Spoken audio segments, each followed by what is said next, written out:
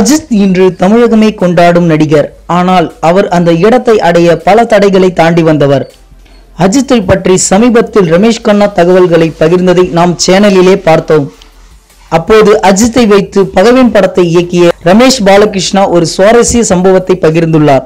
அவர் கூறியதாவது: பகைவன் படம் எடுக்கும் போது அஜித்திற்கு இளம் வயது. நம்மை சுற்றி உள்ளவர்களுக்கு நல்லது செய்ய வேண்டும் என்று நினைப்பவர்.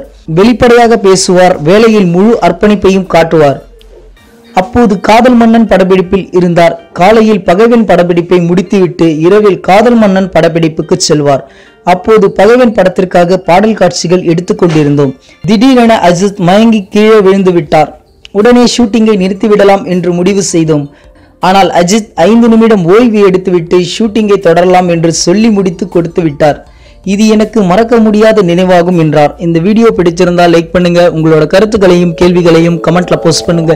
மேலும் இது போன்ற பல சுவாரஸ்யமான தகவல்களை உடனுக்குடன் அறிந்து கொள்ள சினிமா நியூஸ் அப்டேட்ஸ் மறக்காம சப்ஸ்கிரைப் பண்ணுங்க.